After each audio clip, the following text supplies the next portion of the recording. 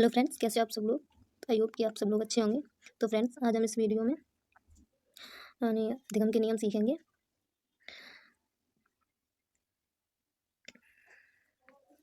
तो मैंने इस वीडियो से पहले इसकी एक और फर्स्ट पार्ट बनाया था, तो आप पहले वो देखें, उसके बाद ये सेकंड पार्ट देखें।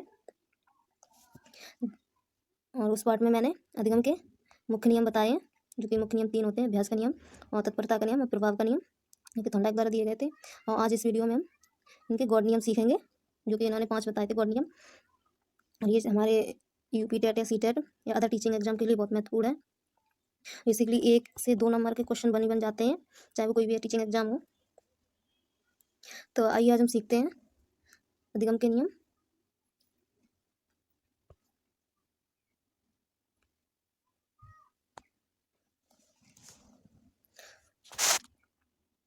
तो इनका आज हम गॉड नियम सीखेंगे, यानी सेकेंडरी लॉस। और तो इनका फर्स्ट नियम है मनोवृत्ति है अभिवृत्ति का नियम, यानी लॉ ऑफ डिस्पोजिशन। तो यह नियम हमें यह बताता है कि किसी भी काम को करने के लिए हमारी जितनी पॉजिटिव अभिवृत्ति होगी, उतना ही हम ज़्यादा उस काम को सीखेंगे। यानी इस नियम के थ्रू ये कहा जा रहा है कि यदि हमारे किसी भी काम के प्रति जितना हमारा पॉजिटिव व्यू होगा, हम उस काम को उतने ही अच्छे से सीखेंगे, या उतनी ज़्यादा सीख जाएंगे और जल्दी भी सीख जाएंगे। ठीक है। और इसके आगे ये कहा जा रहा है कि अगर अभिवृत्ति कम हुई तो उस काम को कम सीखेंगे, और यदि हमारा उस काम के प्रति पॉजिटिव व्यू नहीं है, यानी हमारा मन नहीं है उस काम को सीखने के लिए, तो हम उस काम को सीखेंगे। और यदि ज़बरदस्ती दे भी दिया जा रहा है तो सीखेंगे, लेकिन इतना अच्छे से नहीं सीखेंगे जितना अच्छे से कि जिसमें हमारा पॉजिटिव व्यू होता है, यानी पॉजिटिव अभिवृत्ति होती है, एटीट्यूड होता। अब आइए इसको समझ लेते हैं।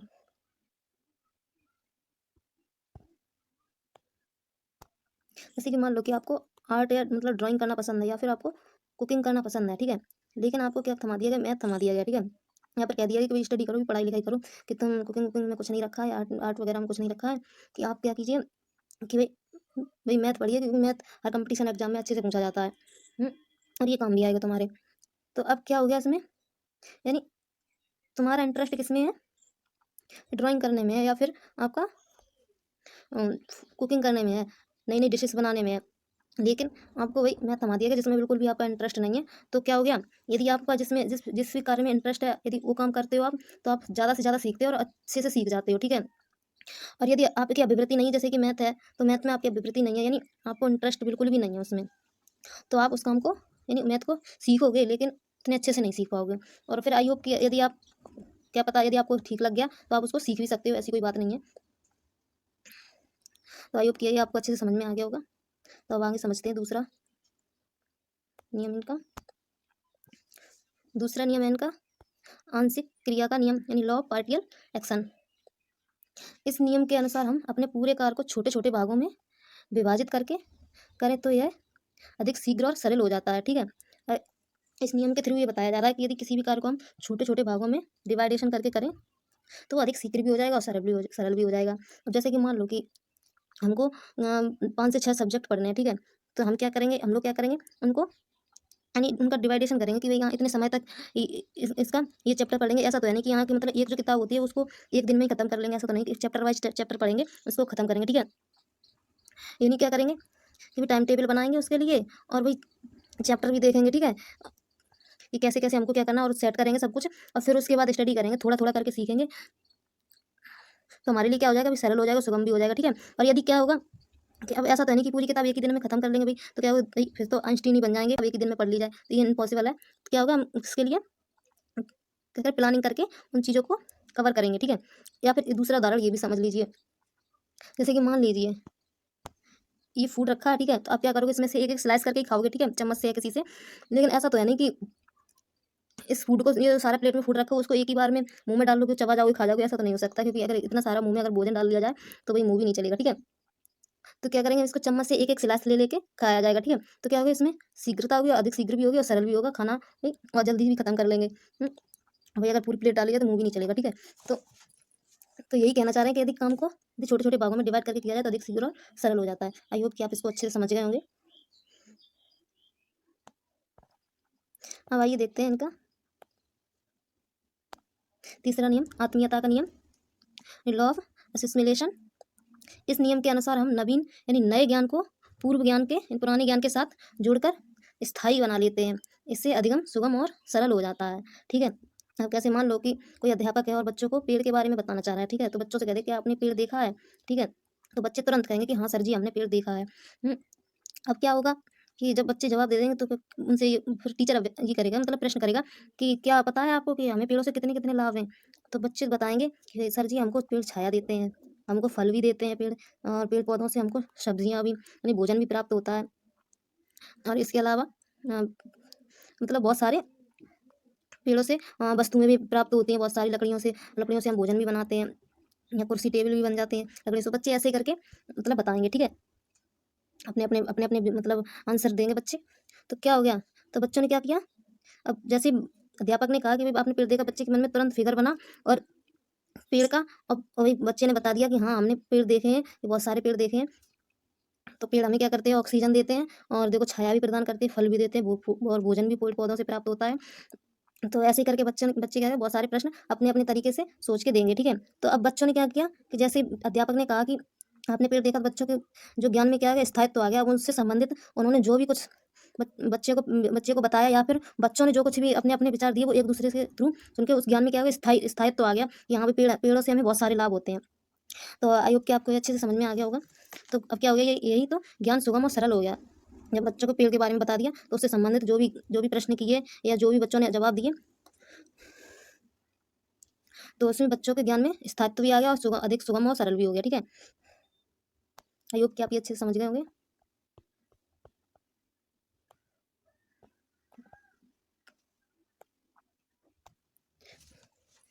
आइए अब देखते हैं इनका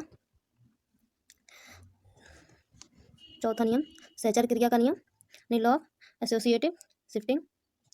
इस नियम का अभिप्राय है पहले की गई क्रिया को अन्य परिस्थिति में उसी प्रकार करना। ठीक है, यानी इस नियम के थ्रू ये कहा जा रहा है कि जो क्रिया पहले की गई थी, यानी जो भी कार्य पहले पूर्व में किया गया था, वो अब किसी अन्य परिस्थिति में उसी प्रकार करना। ठीक है, तो आइए आप इसको समझ लेते हैं। जैसे कि ये प्लेग्राउंड में एक बच्चा खेल रहा है, क्रिकेट खेल रहा है। ठीक है, अब क्या हो रहा है कि कुछ दिनों बाद मतलब इसमें एक दिन पानी भर गया। ठीक है, प्लेग्राउंड में। अब क्या हुआ, इन बच्चों को क्रिकेट खेलना था। अभी क्रिकेट खेलना था, तो इन्होंने क्या किया कि भाई घर में ही इन्होंने थोड़ी बहुत जगह थी तो वहीं खेलने लगे। अब ये खड़ा ये कह रहा है कि भाई नहीं मम्मी मारेगी, भाई मैं नहीं खेलूंगा। वो कह रहा है, एक दूसरा कह रहा है कि भाई नहीं तुम फेंको गेंद, आराम आराम से खेलेंगे, कुछ नहीं होगा, आराम आराम से खेलेंगे, कुछ नहीं होगा। ठीक है, लेकिन भाई फिर भी ये कह रहा है कि नहीं, अगर कुछ सामान टूटा और मम्मी को पता चलेगा तो ये अच्छी खासी पिटाई होगी। लेकिन ये क्या कर रहे हैं, फिर भी खेल रहे हैं। तो ये क्या हो रहा है, नहीं, पहले ही प्लेग्राउंड में खेल रहे थे, लेकिन बारिश होने की वजह से क्या, ये घर में ही इन्होंने मतलब क्रिकेट खेलना स्टार्ट कर दिया। और जानते हैं कि भाई अगर इन्होंने सामान तोड़ा तो इनकी अच्छी खासी धुलाई होगी।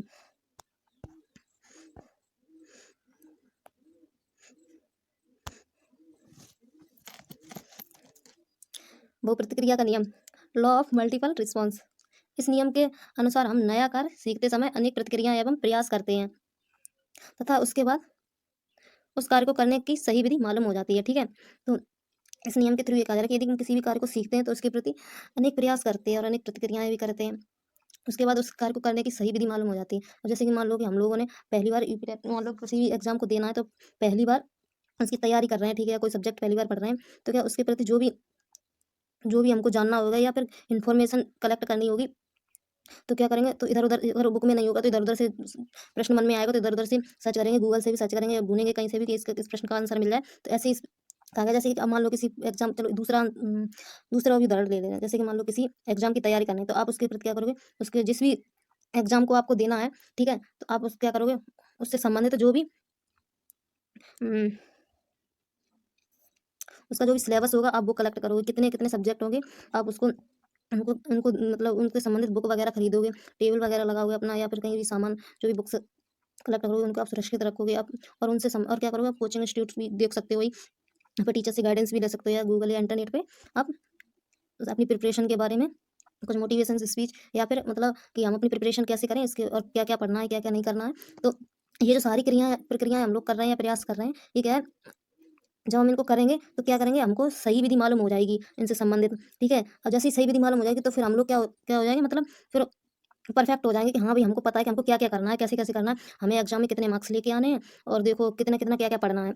तो क्या हमको सही विधि मालूम हुई, तो हम अपने एग्ज़ाम के प्रति जो भी प्रिपरेशन कर रहे हैं या फिर जो भी हमें सूचनाएँ मिलती हैं, तो हम उसमें से सही और गलत तुरंत जान जाएँगे। तो ये यही कहना चाह रहे हैं, मतलब यदि किसी भी कार्य को के प्रति हम जो भी सीखते हैं, तो उसके प्रति बहुत सारे प्रयास एवं प्रतिक्रिया जो भी करते हैं, तो उनकी सही विधि मालूम हो जाती है और हम उसको अच्छे से सीख जाते हैं और उसको सही से कर भी लेते हैं, ठीक है? तो आई होप कि आपको ये समझ में आ गया होगा।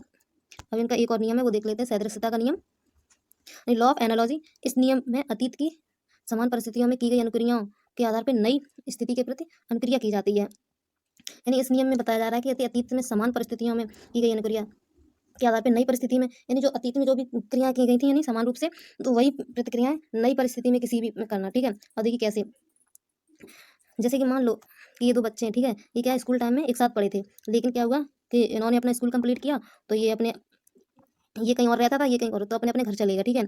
अब ये दूर दूर के थे तो नहीं, लेकिन क्या हुआ कुछ सालों बाद ये एक दूसरे से मिल गए, ठीक है? और जब ये मिले तो जो बचपन में जो प्रक्रियाएं करते थे कि मतलब मिलते इस वक्त कुछ गाना वगैरह या फिर कोई मतलब ऐसी फिजिकल एक्टिविटीज़ या फिर जो हंसी मजाक कुछ भी करते हो, वो भूल गए कि हम कहाँ हैं भाई, कितने बड़े हो गए, नहीं, उन्हें इनसे इनसे कोई मतलब नहीं था, बस अपने दोस्तों को देख के एक्साइटेड हो गए और एक दूसरे के प्रति वही प्रक्रिया करने लगे जो बचपन में किया करते थे।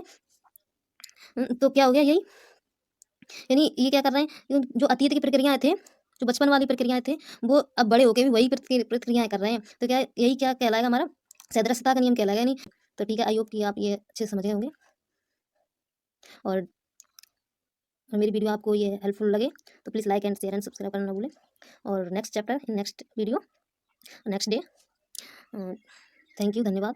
जय हिंद, वंदे मातरम।